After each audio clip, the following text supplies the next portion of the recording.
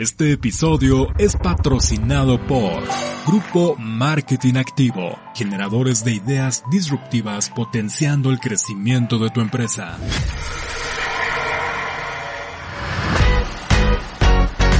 Bienvenido, esto es Universo Expositor. Universo Expositor, un espacio dedicado al diseño, producción y realización de eventos corporativos y sociales. Entrevistas con personalidades de la industria de eventos y consejos para convertirte en un super crack de los eventos. Universo Expositor con José Martínez.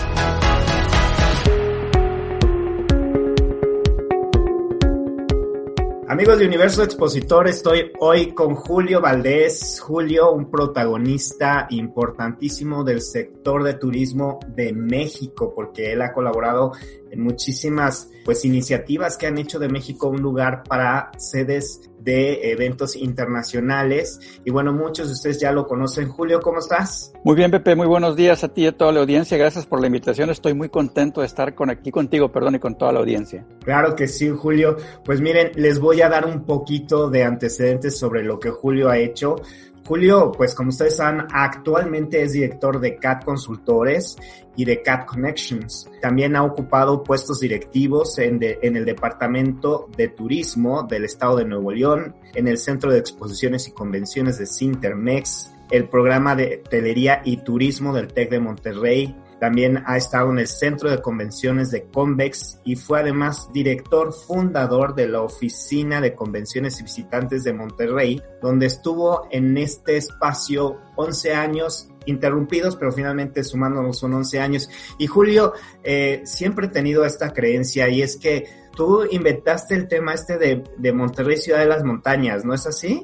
Pues mira, me tocó cuando estuve como director buscar un eslogan que pudiera retomar o tomar la comunidad local, en concreto los regiomontanos, pero que fuera atractivo tanto para el mercado potencial nacional como extranjero, y contratamos a una agencia muy exitosa, Tarini Contreras, que nos ayudó a diseñar la campaña. Y resulta rápidamente que me fui un poco hacia atrás. Cuando hago alguna actividad yo me voy a ver qué es lo que se ha hecho antes, y resulta que encontré en unos archivos ahí en lo que fue la Dirección de Turismo, una información que decía Monterrey, la reina de las montañas. Entonces, entre todo eso, y sobre todo lo que nos dio la agencia, salió la marca Monterrey, Ciudad de las Montañas, cuando estuve como director fundador de la ciudad de Monterrey, y me da mucho gusto ver que el logotipo, casi 30 años después, ha perdurado. Es correcto, y por eso lo menciono, porque actualmente todavía es un símbolo de la ciudad, y una ciudad pues progresista y muy, muy, muy querida aquí en México.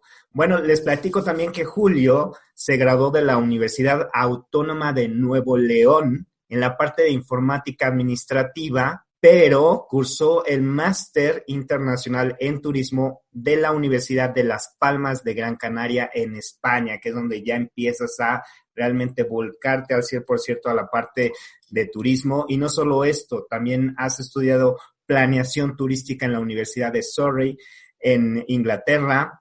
También has tomado un curso de política y estrategia turística de la Organización Mundial del Turismo, y por supuesto pues este diplomado del IPADE, que es tan prestigiado en nuestro país y que ha formado tantos líderes que hacen el bien, pues no solo a nivel local sino internacional.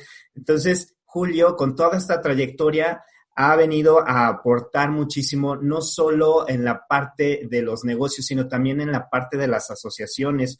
Julio ha estado muy activo en IAE, en MPI, en PCMA, en ASAE, en ANDEM, en AMPROFEC, y bueno, ahí has tenido, incluso, Julio, ahorita estás con una, presidencia, ¿no?, para el capítulo norte en AMPROFEC. Es correcto, muy contento de estar trabajando con el equipo que lideré Celia Navarrete y otros colegas a nivel nacional, y como dicen por ahí, formo parte de la mesa divertida de AMPROFEC. Sí, de la mesa divertida. Pues sí, porque van empezando, ¿no, Julio? Tienen unos meses apenas y les tocó Sí. Lo buenísimamente interesante de esta situación. Sí, es correcto, Pepe. La verdad nos ha tocado toda esta vorágine, pero avanzando muy bien en todos los frentes a nivel nacional bajo el liderazgo de Celia. Perfecto, me encanta la idea. Y bueno, también Julio ha colaborado en diversas revistas en toda la parte de lo que es turismo. Ha aportado muchísimo a dar a conocer qué se está haciendo en México, por qué y cómo. Como les decía, desde el 2010 ocupa la dirección de CAT Consultores, desarrollando proyectos de consultoría, de estudios de mercado y capacitación en turismo y en eventos. Tienes sede en Monterrey, México, y en San Antonio, Texas, que es desde donde te estamos saludando el día de hoy. Pues muy bien, y vamos a comenzar, Julio, con una pregunta que siempre le hago a mis invitados para conocerlos como un poquito más. Ya en la industria te conocemos a nivel profesional, pero hoy quisiéramos saber sobre tu infancia, cómo fue, dónde fue, qué hacías, eras curioso, qué es lo que te interesaba de pequeño. Pues mira, Pepe, muy interesante pregunta. Ahorita que lo dices, me viene a la mente algo que luego comparto con mis hijos, ¿no? En el tema de ir descubriendo. Yo recuerdo cuando estaba chico, ya ves que uno va creciendo y primero tu entorno es pues tal vez el hecho con tu mamá, tu papá, tu cuna, después empiezas a caminar y empiezas a descubrir. Y yo tengo recuerdos vagos los primeros, Pepe, pero cuando de repente empecé a caminar por algunos lugares de la casa y se me hacía interesante. Después de eso me viene a la mente cuando empecé a salir con mis papás a la calle donde vivíamos y se me hacía inmenso aquello, Pepe, inmenso, inmenso. Y luego me acuerdo cuando una vez, no se me olvida, escuché una ambulancia y fui caminando a la esquina de la casa y vi hacia otra calle al fondo y vi cuando pasó la ambulancia y se me hizo aquello grandísimo. Luego vas creciendo y vas avanzando y me acuerdo que fui a la vuelta de la calle donde vivíamos y también cada parte que iba viendo conforme iba creciendo se me iban haciendo más grandes, más impactantes, más cosas por descubrir, por ver. Y pues obviamente ya después vienen etapas más grandes, como dices tú, sí fue un poco inquieto. Me acuerdo una vez que mi mamá me dio una llamada de atención porque con un grupo de amigos nos fuimos a un lugar donde no deberíamos ir, la verdad. O no era adecuado para un joven tal vez de 12 años ir con un grupo de amigos. Lo tomamos como una especie de aventura, nos fue muy bien, pero nos estaban esperando nuestras respectivas mamás para llamarnos la atención, me acuerdo cuando regresamos. ¿Y a qué voy con eso? Después, a los 14 años, tuve mi primera oportunidad de viajar a Estados Unidos y me di cuenta, después de haber viajado por algunas regiones de nuestro país, haber ido a Acapulco, etcétera, y me dije, bueno, pues no todo es México, hay más cosas que ver. Posteriormente tuve la oportunidad de hacer mi maestría en turismo, me fui a España, conocí Europa, un poquito del norte de África. Entonces, pues yo creo que eso desde mi niñez, desde lo que recuerdo cuando era muy pequeño, pues ha sido una constante en tu servidor, tratar de ver qué más hay y creo que es algo que recuerdo con mucho gusto y entusiasmo de mi niñez hasta, pues prácticamente hasta ahora, ¿no? Ya de persona mayor, ¿no? Así es, y entonces decides finalmente irte por informática, pero ¿cómo fue que la vida te llevó a la industria de turismo? Mira, yo creo que como muchos jóvenes a la edad de 17 años, 16 que tienes que tomar la decisión, pues yo me fui a hacer una serie de exámenes de psicométricos y al departamento de psicología de la universidad y me dijeron, mira, tú tienes potencial para esto y para esto pues como que no es lo tuyo, ¿no? Y dentro de todas las opciones surgió el tema de administración. Fui a la universidad, vi las opciones, le pregunté a un maestro y me dice, mira, pues administración entra mucha gente, es muy fuerte, pero en aquel entonces, te hablo de 1985, lo que viene a futuro es el tema de la informática. Y me explicó muy bien ese maestro, no se me olvida, el tema de los diagramas de flujo. Ya ves que cuando haces un ejercicio informático tienes que ver todas las variables del flujo y él me dijo, si no llegaras a ejercer, el entendimiento de hacer diagramas de cualquier actividad que vas a emprender te va a servir mucho. Bueno, pues yo elegí informática. Y me gradué de informático, pero cuando termino la carrera, casi antes de terminar la carrera, me involucré por hacer el destino en una campaña política. Y lo digo abiertamente, al final que terminaron la campaña me dijeron, bueno, pues te quieres ir a tal lugar. Y entre esas opciones me dieron a conocer opciones y dije, bueno, primero honestamente me enviaron a un canal de televisión, canal estatal, canal 28. Y pues no hice química y como sentí que tenía ciertas posibilidades de elegir, regresé. Y dije, ¿sabes qué? Como que no hice química. Y me dijeron, bueno, voy a probar a turismo, a ver qué tal te va. Y me enamoré. Me enamoré del tema turístico, la verdad dije, de aquí soy, es lo mío. Empecé en la área administrativa, pero después al ver la configuración de la empresa y hacer propuestas de la organización de la empresa, que era lo que se hacía en informática y administración, veo que hay una posición de promoción disponible, aplico, me aceptan y de ahí ya no me he bajado, maestro. Eso fue en 1986, por ahí. Sí. Oye, pero qué interesante lo que mencionaste acerca de los flujos, porque creo que un buen administrador tiene que hacer eso, programar, ¿no? Y ir llevando parte por parte. Entonces creo que eso te dio una muy buena cancha y por eso ahora sabes cómo manejar esos tiempos adecuadamente.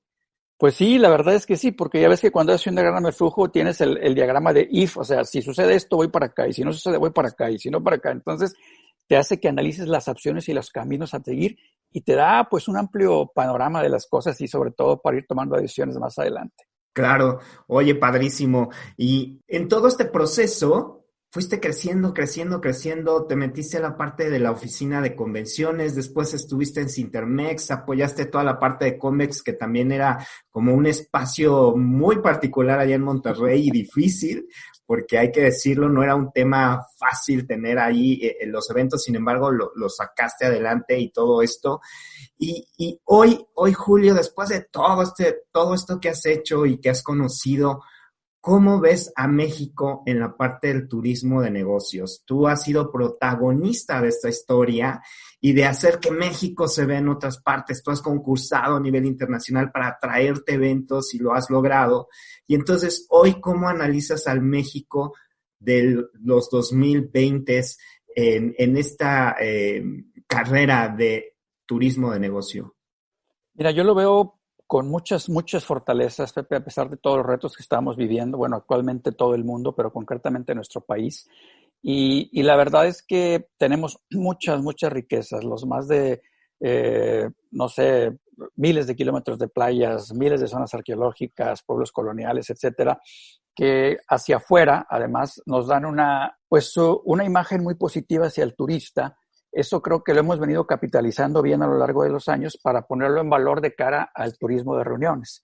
Yo siempre he dicho que es mucho más sencillo posicionar a un destino turístico en el mercado de reuniones que a un destino no turístico, o no tan turístico como los otros, ¿no? Claro. Y te lo digo abiertamente, en Monterrey, en 1996, que me tocó ser director fundador, como bien dijiste, de la OSA de Monterrey, ganamos el primer evento cuando fui director, pero porque fue muy sencillo. Yo venía del TEC de Monterrey, era miembro de la Asociación de Escuelas de Turismo, y le hablé a la presidenta y le dije, oye, pues estoy en esta posición, ¿quieres traerte tu evento? Y me dice, sí, Julio. Le pregunté, ¿cómo tomas la decisión? No, pues yo la tomo.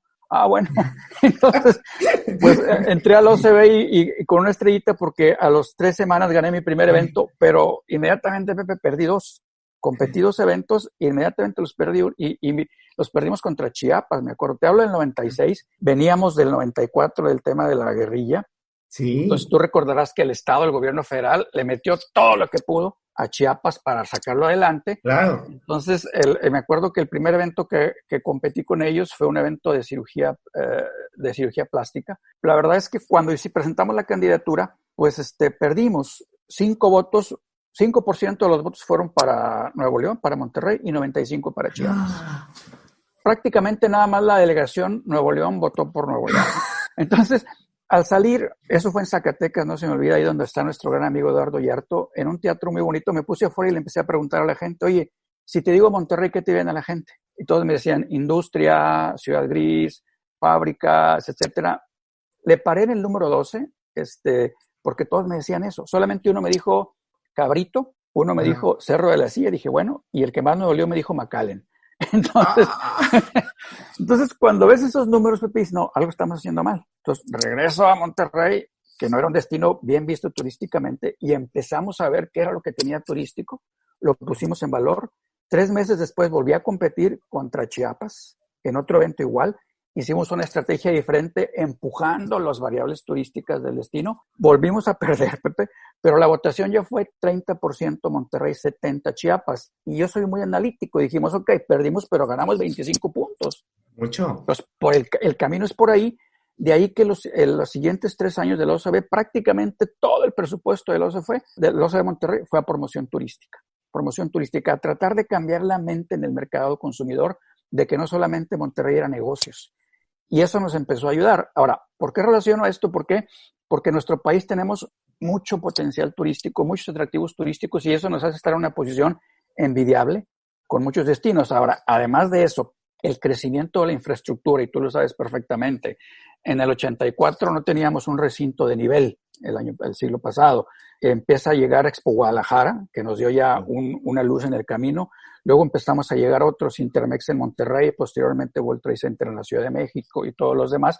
Y en infraestructura hemos crecido bastante bien, bastante bien. Entonces, en equipamiento, en desarrollo profesional, con la llegada de todas las certificaciones. Entonces, la mezcla de esas variables, atractivos turísticos, infraestructura para eventos, profesionales en la actividad, nos pone en una posición envidiable, la verdad, a nivel nacional, con mucho potencial. Entonces, yo creo que tan pronto salgamos de la situación en la que estamos, México va a recuperar rápidamente esa posición y entre todos podemos seguir yendo por eventos internacionales, como me tocó hacerlo alguna vez cuando estuve en la ciudad de Monterrey y como estoy ayudando a otros destinos a nivel nacional a hacerlo. Sí, es cierto, porque además quiero comentarles que pues Julio ha apoyado a varias OCDEs a nivel nacional en México, y no solo eso, sino también en Guatemala, en Honduras, en Chile. Has hecho esta labor de decirle a las ciudades cómo poder ser más atractivas para atraer eventos a sus sedes. Julio, y esto está muy ligado a la capacitación. La gente en la industria de eventos, pues antes no teníamos dónde capacitarnos. Hoy, y además de que tú das capacitaciones específicamente tanto para gente que quiere participar en eventos como para los que organizan eventos, y que además estuviste relacionado con el tema cuando TEC de Monterrey estuvo interesado de la parte del programa de hotelería y turismo. ¿Cómo ves México? ¿Dónde está México en la parte ahora de capacitación y qué nos falta hacer para cerrar realmente ese ciclo, no? Mira, yo creo que definitivamente sí hemos avanzado también bastante. Yo recuerdo aquellos foros que teníamos en las primeras sesiones de la reunión de turismo de reuniones a nivel nacional que organizaba Sectur, que comentábamos el tema en debates de la llegada de las certificaciones extranjeras. Sí. Y sobre todo me invitaban a mí a esos paneles porque afortunadamente me tocó ser una de las primeras empresas que instituyó un diplomado en organización de eventos a nivel nacional allá por los años 2003. Entonces, yo la verdad nunca lo vi como competencia, al contrario, yo digo, pues entre más venga oferta, opción y de organismos tan extraordinarios como IAEE o PCMA o MPI, creo que nos va a hacer crecer. Entonces, por eso tenemos una cantidad importante de certificados, tanto de los programas que manejamos nosotros como de otros que manejan otros colegas y estas asociaciones. Creo que debemos ir avanzando todavía en eso. Me viene a la mente, por tu pregunta, Pepe, en la política pública turística que hicimos todos a nivel nacional allá en el 2005, que está publicada desde ese entonces, está activa y creo que nos falta volver a ella porque marca la pauta de lo que debemos hacer en turismo de reuniones. Yo empujé mucho el tema a través de AMPROFEC de que permeáramos esta parte precisamente de las ferias y exposiciones a nivel universitario, no solamente en las carreras de turismo, sino que fuéramos un poco más allá, Pepe. Incluso en la política pública establece precisamente que las asociaciones y gremios del sector, conjuntamente con la Secretaría de Turismo y las otras autoridades correspondientes, diseñarán esquemas para que precisamente el tema concreto de ferias y exposiciones permee en otros programas como comercio internacional, como relaciones internacionales, incluso administración de empresas, etcétera. Y creo que en la medida que podamos avanzar en eso, Pepe, vamos a llegar de manera, si quieres, más directa en la parte de formación y más amplia al entrar con todas las universidades a permear esta industria que es muy importante. Digo, el último estudio que tú recuerdas muy bien y seguramente parte de nuestra audiencia, que se hizo a través del lamentablemente desaparecido Consejo de Promoción Turística de México, el último análisis habla de que en nuestro país se llevaron a cabo 266,000 eventos, exposiciones, ferias, ¿no? Con una derrama de 25,000 millones de dólares. Entonces, eso se dice de manera muy sencilla, pero es mucho. Y ahorita en situaciones como en las que estamos, el hecho de proyectar la importancia de nuestro segmento nos va a ayudar a que la autoridad voltee a vernos más rápidamente y diga, oigan, este sí es un segmento estratégico, tenemos que empujarlo a que abra más rápidamente. Entonces, yo creo que tenemos que trabajar todavía más en permear a nivel universitario esta actividad. Se han hecho esfuerzos interesantes a través de AMPROFEC, se trae un proyecto de trabajar a través de CONALEP, por ejemplo, para empujar técnicos en el tema de diseño y montaje de stands, por ejemplo, que tanta falta nos hace, ¿no? Entonces, yo creo que tenemos que trabajar todavía en otras vertientes, continuar con los programas de capacitación tipo diplomado y certificaciones a nivel profesional, pero no olvidarnos de los que vienen detrás de nosotros y que son muy importantes para crecer más rápido y fortalecer más nuestra industria. Claro, sí, definitivamente. Y bueno, pues sí, yo también en alguna ocasión estuve colaborando contigo en CAT, apoyándote en los diplomados. Claro que sí. Realmente es una labor que cuando ves los resultados y la gente abre los ojos de decir, wow, no sabía que podía mejorar mi participación en un evento, pues realmente te sientes muy contento. Y platícanos un poquito de eso. ¿Cuál es el objetivo, digamos, en este punto? Un comparativo, digamos, de algún cliente que has tenido que participaba en eventos y de repente ahora ya se profesionalizó, aprendió y ahora lo hace muy bien. Mira, sí hemos tenido experiencias muy, muy buenas, experiencias no tan buenas, tengo que decirte, porque, bueno, hemos visto casos, por ejemplo, yo recuerdo mucho y quisiera irme como antecedente, Pepe, a 1991, cuando estuve como director comercial de Sintermex, y recuerdo que tuvo una idea extraordinaria, una persona, un chico, de hacer un evento relacionado con bodas. Y nos contrató 5,000 metros cuadrados de exposición, que eran muchos en aquel entonces. Hizo toda la labor, pero resulta que finalmente solo ocupó 2,000. Uh-huh. Y tuvo dentro de la exposición una cantidad importante de expositores, pero muy pocos visitantes. Sí. Entonces, el reto que yo encontré ahí es que los expositores venían a quejarse conmigo como director comercial y decían, es que no funciona la expo. No estoy sacando lo que invertí. Y por más que yo les explicara, oye, nada más que yo soy el rentero. Vamos a sentarnos con el organizador porque él es el que se encargó de la promoción. Es un tema que no entendían. De eso me llevó Pepe como un caso, si quieres, que no me dejó a gusto porque yo era corresponsable, aunque no era el organizador, me sentía corresponsable de que no hubiera funcionado. Y además me preocupaba que se dijera, en Sintermex no funcionan los eventos, ¿no? Claro. Entonces me llevó a pensar en entrenarme en esa parte, de ahí que conocí a Bob Dalmayer, que en paz descanse. Ajá, sí, Bob. Ajá. Y ellos me entrenaron en la parte de participación en ferias y exposiciones. De ahí que una parte de los programas que damos es precisamente esto, con lemas como si quieres vender, aprende a exponer. Entonces, esa parte nos ha llevado a transmitir a los expositores, por un lado, que exhibir no solamente es rentar un stand y repartir folletos, sino que tienes que prepararte, ¿no? Entonces, por un lado está eso, ya sé por qué viene tu sonrisa. Y eso nos llevó luego a pensar en la parte de la profesionalización. Ok, tenemos que entrenar a los expositores. Ahora, tenemos que entrenar a los organizadores. Y fue precisamente bajo el liderazgo de Jesús Franco, que en paz descanse, que por allá por el año 98 trajimos lo que fue el primer diplomado de turismo de reuniones a México en un contrato firmado con la Universidad de Nevada en Las Vegas. Y fue el primerito que se dio en México y nos inscribimos casi toda la raza ahí de Sintermex y proveedores, muy exitoso, y empezamos a afilar el hacha, ¿no? Entonces, volviendo a tu pregunta concreta de cómo he visto quienes se inscriben, por ejemplo, tuvimos a los organizadores de Expo de la industria de Ferrechou en Monterrey, que lo hacen cada año. Se inscribió el vicepresidente de la sección especializada de Canaco de Ferreteros y el organizador. Vieron este panorama, vieron sus tiempos, se dieron cuenta que los tiempos que traían de planeación tenían que ampliarlos o anticiparlos. Principalmente, Pepe, eso es lo que hemos encontrado que la gente valora más, cuando les cae el 20 de que la planeación tiene que anticiparse y sobre todo cumplir los pasos que se establecen en la planeación y que todo tiene una secuencia lógica. Es decir, yo no puedo sacar un folleto de ventas de una exposición si no tengo antes el plano, por ejemplo. O sea, tengo que sacar primero el plano para después sacar el evento. Yo no puedo lanzar un programa de conferencias para una convención si no tengo elegidos a los conferencistas. Y no puedo tener elegidos a los conferencistas si antes no tengo el tema. Y no puedo tener el tema si antes no hice el análisis del mercado en ese diagrama que hablábamos de cuál es el tema que voy a dar. Entonces, creo que eso ha sido fundamental. Hemos tenido casos, por ejemplo, de una persona que precisamente era muy buena y tenía extraordinarias relaciones en su evento, Pepe, a nivel mundial, con contactos. Entonces, ella sacaba su programa de conferencias 3 meses antes. Le dije, mira, si trabajamos con tu evento y puedes lograr tu programa de conferencias 6 meses antes, va a estar mucho mejor.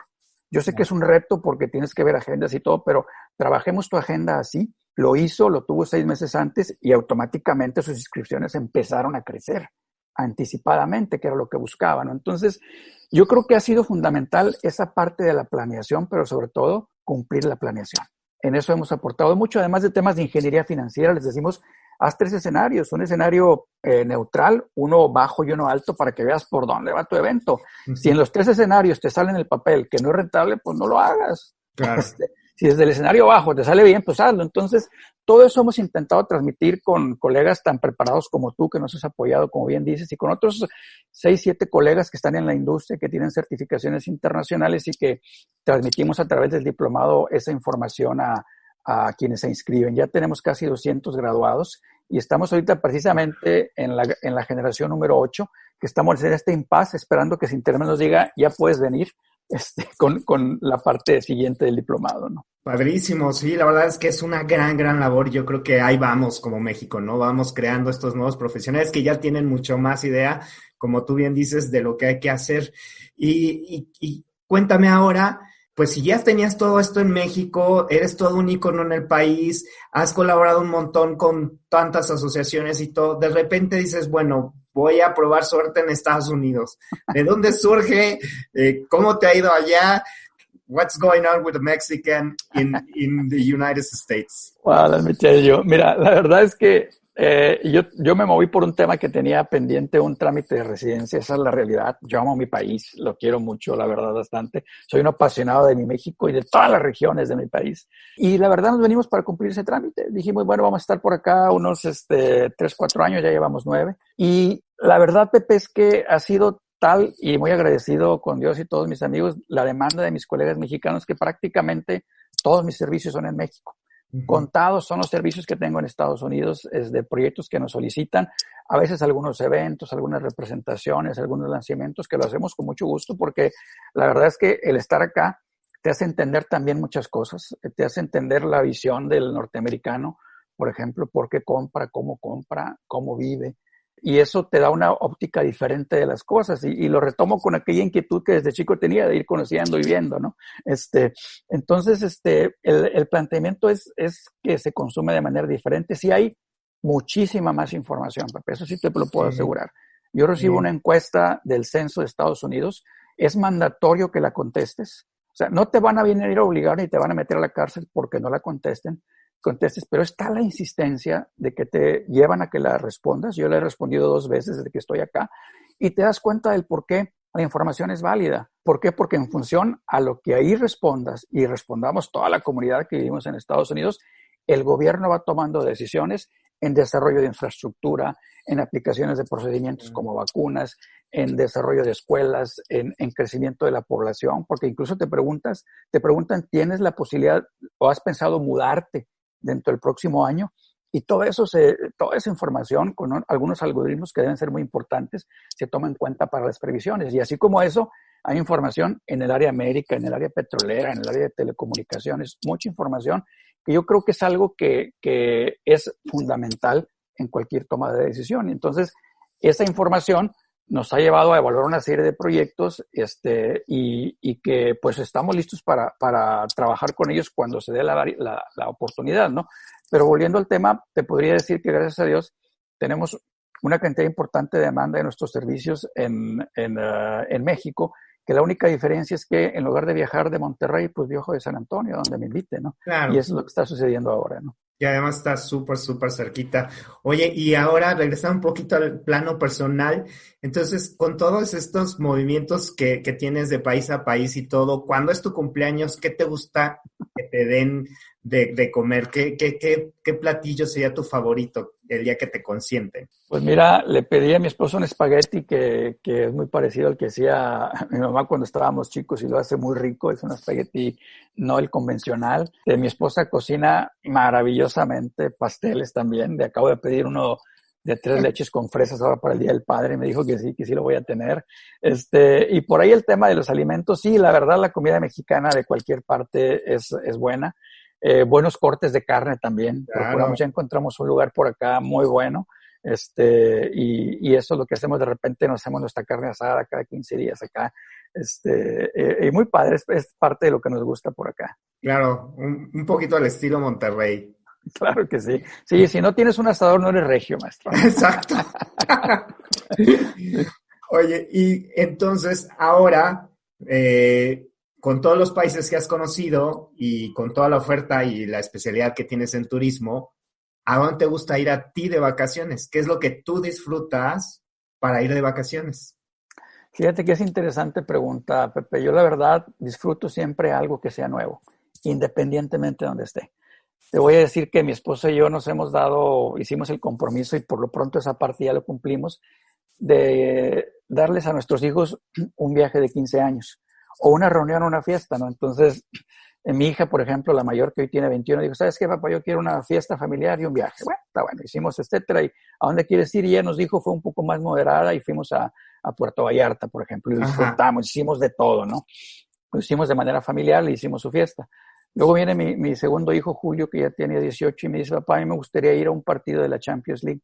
Entonces nos pusimos de acuerdo, rompimos el cochinito y aprovechamos, hicimos un viaje por Europa. Fuimos a ver un partido de España que él quería ver contra Turquía y aprovechamos y ahí hicimos recorridos por el norte de Italia, estuvimos en Grecia, nos fuimos a Ámsterdam, a Milán, y hicimos recorridos muy padres, ¿no?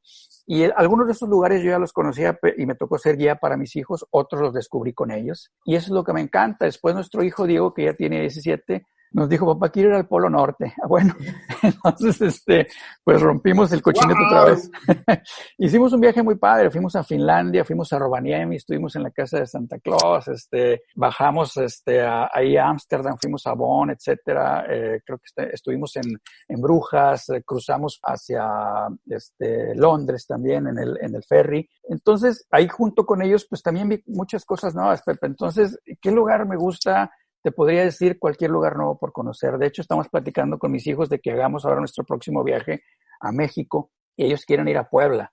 Quieren ir a Puebla, vamos a ir a Puebla. Acabamos de ver un documental de las pirámides de Teotihuacán donde se descubrió algo nuevo, entonces queremos ir ahí también. Ahora que fuimos con mi hijo a ver lo del Polo Norte, fuimos a Stonehenge, unas piedras preciosas que están allá cerca de Londres también. Entonces, todo lo que sea nuevo es lo que me gusta hacer, Pepe, independientemente de donde esté. Acabamos de ir hace 2 años aquí al norte de San Antonio a ver un ojo de agua y era impactante ver cómo salía el agua del pozo. Y ahí arrancaba prácticamente el río. Entonces, digo, no tiene que estar a 10,000 kilómetros de distancia como el Polo Norte o 15,000. Siempre y cuando que sea algo nuevo, eso es lo que me agrada. Oye, eso está increíble porque además veo que tus vacaciones son como que en conjunto, es decir, no es que tú decides voy a ir aquí, sino te van decidiendo a dónde ir y eso enriquece lo que tú conoces, ¿no? Es correcto y tiene mucha congruencia con un dato que escuché en una conferencia de la Asociación Mundial de OCDs hace 4 años en Minneapolis que decía que ahorita la generación Z, que son los jóvenes, influyen mucho en la decisión de la vacación de la familia, ¿no? Entonces, pues prácticamente los últimos viajes grandes que hemos hecho han decidido nuestros hijos. Y la verdad es que mi esposa y yo hemos disfrutado, aunque de repente nos damos nuestras escapadas, mi esposa y yo, sin los huercos, también para disfrutar, y eso lo hace muy rico, la verdad. Pero sí es cierto, la verdad, lo tratamos de disfrutar en familia, y eso, pues, afortunadamente lo hemos podido hacer y creo que lo vamos a seguir haciendo. Oye, qué padre. Y esto me lleva mucho a que tú, gran parte de lo que haces es fortalecer las ciudades para que se puedan dar a conocer y que su personalidad, digamos, que a lo mejor a veces está escondida o que está por ahí olvidada, tú la traes hacia el frente para que la gente la conozca y entonces pueda darse a conocer y entonces atraer turismo. ¿Cómo haces ese análisis? ¿Qué es lo que buscas cuando llegas a un espacio, a un lugar, a una ciudad nueva? Creo que todo es mágico, ¿no? Todo es mágico en realidad, como tú lo has comentado. Entonces, ¿cómo hacer para que ese destino se vuelva un destino interesante? Mira, primero lo que hacemos es, obviamente, analizar los atractivos turísticos del destino, temas como conectividad aérea, terrestre, infraestructura, pero lo principal que hacemos es hacerle ver a la comunidad local, principalmente a los prestadores de servicios turísticos y de manera espiral lo vas creciendo, las bondades que tienen. Tú conoces perfectamente lo que se llama la ceguera de taller. Sí. Y a veces lo tenemos enfrente, pero no lo valoramos. Entonces, parte de nuestra actividad es poner precisamente en valor esos elementos desde el punto de vista de atractividad para sacarlos adelante. Y es mucho más sencillo poder tener éxito en estos esfuerzos cuando la comunidad local está convencida de eso y sales, que cuando sales sin que la comunidad local esté convencida. Y te voy a dar un ejemplo rápido, en Monterrey lo vivimos cuando fue el Foro Universal de las Culturas. Monterrey para mí fue antes y después de ese gran evento que tuvo bien el gobierno del estado hacer. Yo me acuerdo que antes del 2007 competía por eventos y recuerdo que perdí uno en Tijuana, porque me decían, es que en Monterrey no hay nada que hacer. Te hablo del 2007, antes del 2007.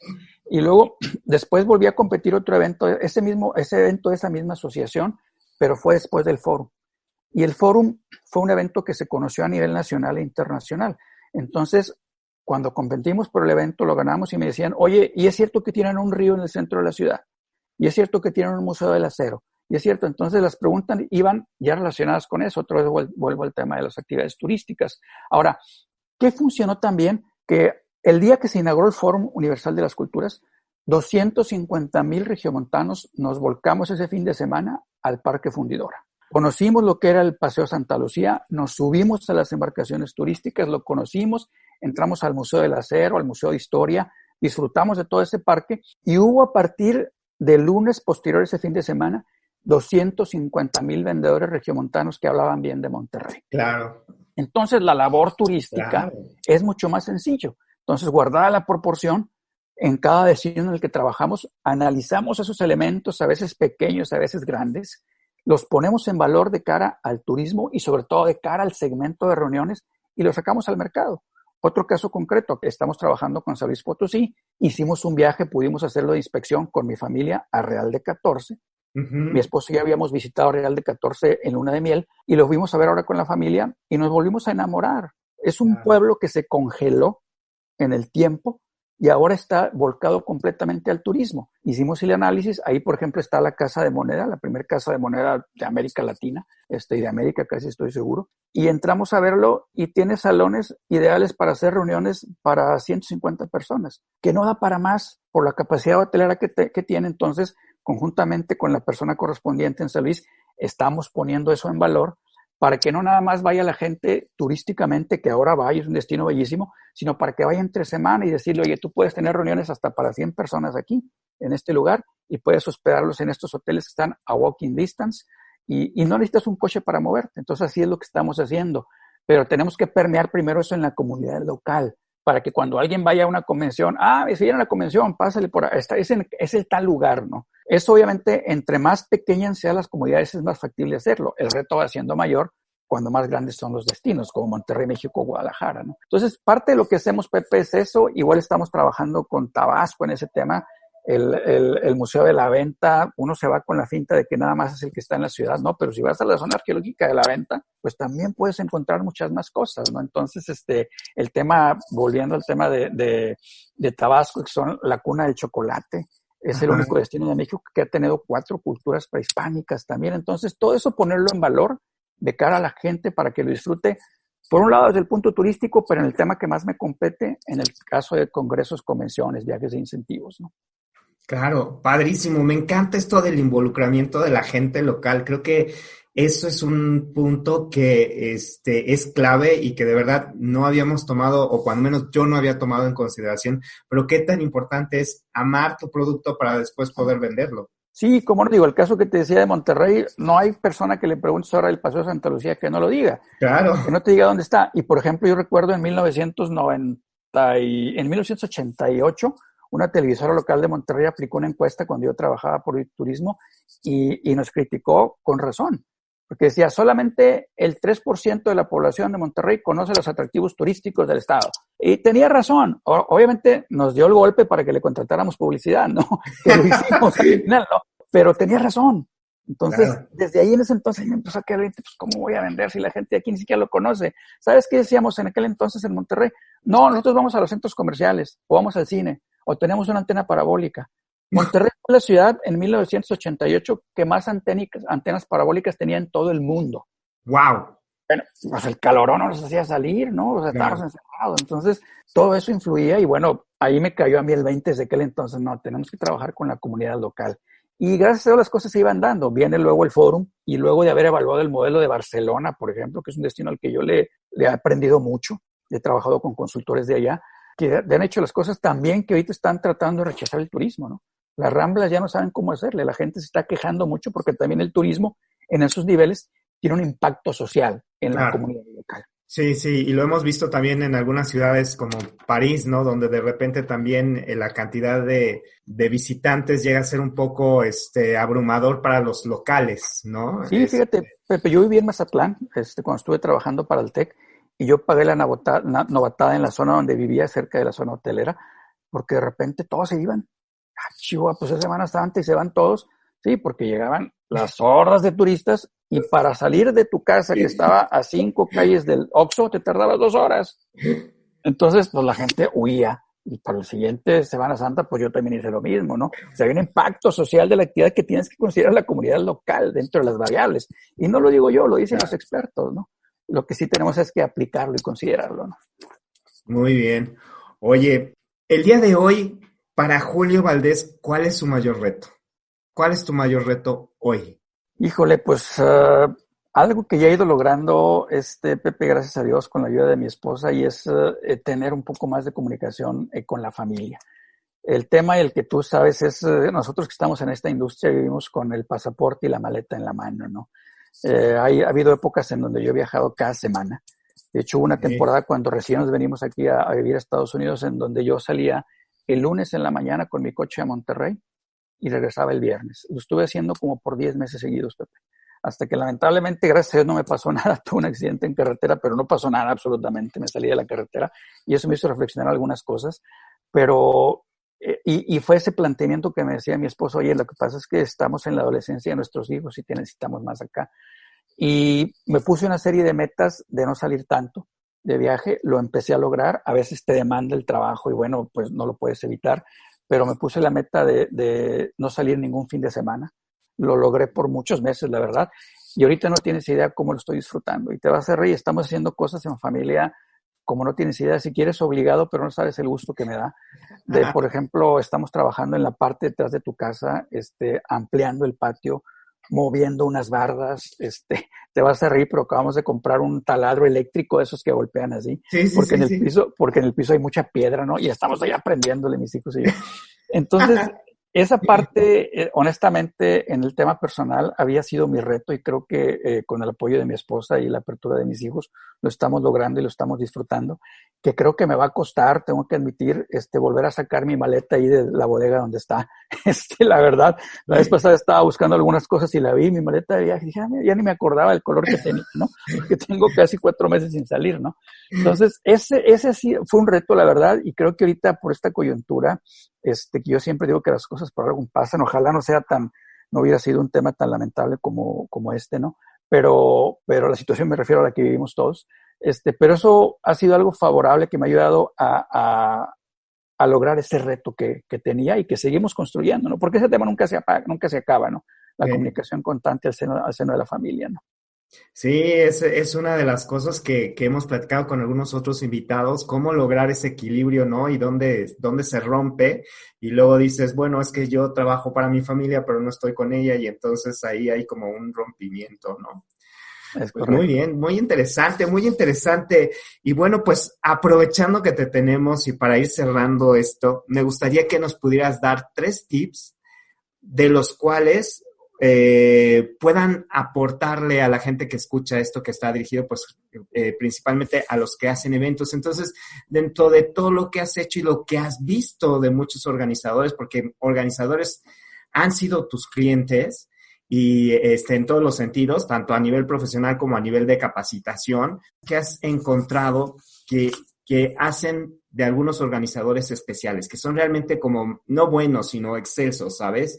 Porque buenos, pues creo que ya en México afortunadamente hay una gran cantidad de buenos organizadores, que ya decentemente podemos sacar eventos, que ya tenemos un nivel, que hay eventos muy, muy padres que ya se hacen en México y que están reconocidos a nivel internacional, como podría ser la FIL, por ejemplo, que es todo un ícono en lo que es la parte del mundo hispano, pero de repente te has de haber encontrado con algún organizador así como que dices, wow, este cuate, ¿qué onda? O sea, súper bien, súper planeador. ¿Qué tienen esos organizadores? 3 tips que pudieras dar para ser un súper organizador de eventos. Pues mira, yo creo que uno de los principales, y que creo que siempre he aplicado y siempre aplicará, Pepe, es el buscar reinventar nuestros eventos. Yo recuerdo cuando estuve trabajando como director comercial de Sintermex y cuando me fui a la parte de la OCB Monterrey, había un evento que me llamaba mucho la atención que se llevó a cabo por casi 30 años en Monterrey, que era la Convención Anual de Mary Kay Cosmetics. Un evento que reunía en sus primeros eventos allá por los 80s a 1,000 personas en un hotel de la ciudad y que llegó a tener, en Sintermex llegamos a tener con ellos, y cuando yo estuve luego en la OCB, hasta 11,000 personas. Entonces el reto de los organizadores era, ¿qué les voy a presentar el año entrante? Porque iban prácticamente las mismas asesoras de ventas. Entonces siempre tenían que estar presentando algo diferente. Entonces era un evento con muchos de nuestra industria que se está reinventando. Entonces yo creo que eso tenemos que seguir haciéndolo en nuestra industria. Y ahorita la coyuntura en la que estamos viviendo, tenemos que tal vez hasta reinventar nuestros negocios. Y pensar en ese tema importante. Entonces una variable que debemos estar siempre en ella y, por ejemplo, yo recuerdo, tú conoces muy bien a Patricia Farías, que yo creo que es un orgullo de muchos mexicanos, la primera presidenta no estadounidense ni canadiense de IAEE, y ella, por ejemplo, pues llegó a crear 150 eventos, o sea, 150 eventos. Si te pones a ver, no son muchos eventos. Si te diera uno por año, pues no te alcanza la vida, ¿no? Pues ni siquiera, ¿no? Yo inventaba como, yo creo que 10 eventos por año, ¿no? Entonces estaba constantemente en esa parte reinventando, probando, etcétera. Yo creo que es algo que tenemos que hacer.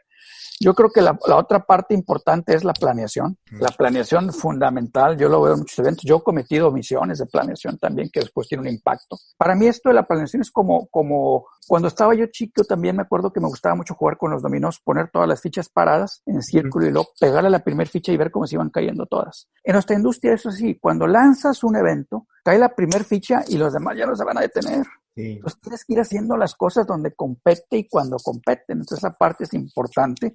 Y la otra parte que creo que tendríamos que alinear a la parte de reinventar es analizar financieramente nuestros eventos. Hacer las corridas presupuestales, porque muchas veces una muy buena idea no tiene sustento económico y nos puede ser, el resultado puede ser nada agradable, ¿no? Entonces yo empujaría esos 3 conceptos: reinventarnos, planearnos y hacer una buena ingeniería financiera de nuestros eventos. Perfecto. Entonces, como siempre, para todos los que están escuchándonos y viéndonos, voy a recapitular las tres opciones, las 3 enseñanzas del día de hoy con Julio. La primera sería la reinvención de los eventos. O sea, los eventos se evolucionan y particularmente estamos seguros que a partir de ya, tu evento no puede ser igual que el que fue el año pasado. Entonces, esa sería la primera parte, reinventarte. La segunda es la planeación, es decir, poder tener esos pasos que van asegurando que vas llegando hacia la meta, que tienes una metodología que te permite asegurar que estás teniendo en cuenta todos los factores para de ahí poder, pues, tener éxito en el evento y no dejar cabos sueltos. Correcto. Y el tercero, que también se me hace súper interesante y que a veces no se considera, es el análisis de la corrida financiera, ¿no? A nosotros también nos llegaron en algunos recintos personas que querían hacer eventos y pues, la idea estaba muy padre, como tú dices, la idea está muy padre, pero a ver, financieramente ¿se puede o no se puede? Yo recuerdo que cuando estaba en Reed Exhibition, quisimos traer el evento de Star Wars Celebration a México. Y entonces fuimos a ver recintos, fuimos a ver el mercado, pues había muchos fans de Star Wars aquí, etcétera. Pero ¿qué nos pasó cuando hicimos el análisis de la corrida financiera? Pues había muy pocos expositores que pudieran pagar por el stand, porque hay muy poca franquicia de la Guerra de las Galaxias aquí en México. Entonces, aunque es un evento padrísimo que a lo mejor los mexicanos lo hubiéramos disfrutado, financieramente no se daba y pues no se pudo hacer, ¿no? Entonces, creo que esta parte financiera es súper importante tomarla en cuenta. Sí, Julio, ¿están bien mis reflexiones? Perfectamente bien, mejor dicho, no pudieron haber estado. Muy bien, pues entonces hoy aprendimos ya 3 cosas súper padres para ser un súper organizador de eventos.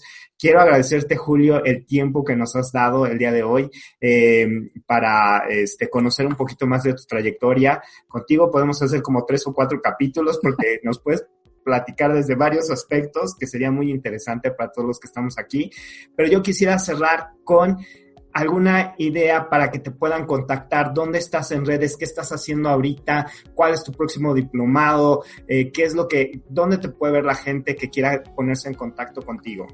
Te agradezco mucho, Pepe. Con mucho gusto, mi correo es muy sencillo, julio.valdez@catconsultores.com. Ahí estamos a la orden. Con mucho gusto también mi teléfono celular es 81-8471-3950. Y tengo un canal de YouTube que es Julio C. Valdez. Ahí van a encontrar una serie de videos precisamente de lo que estamos haciendo, de las conferencias que hemos dado. Y está nuestra página que es www.catconsultores.com. Por todos esos medios nos pueden contactar. Por ahí también estamos en Facebook y en Twitter, a la orden también en LinkedIn. Y encantados de platicar con todos ellos y ver opciones y en lo que podamos aportar a esta apasionante industria de las reuniones que, como tú también soy un apasionado, estamos a la orden. Pues muchísimas gracias de verdad, Julio, muchas gracias. Un abrazo desde la distancia hasta los United States. Esperamos verte muy pronto aquí en México en alguna actividad de AMPROFEC o de alguna de las asociaciones y estamos en contacto. Muchas Perfecto, gracias. Pepe. Yo estoy seguro que a ti y a muchos amigos los voy a ver pronto en una gran reunión. Así es, eso es lo que todos queremos. Hasta luego. Hasta luego, gracias. Universo Expositor. Gracias por escucharnos. No olvides suscribirte para estar al tanto de todos los episodios y también te invitamos a que nos visites en www.universoexpositoronline.com. Muchas gracias y que tengas una excelente semana.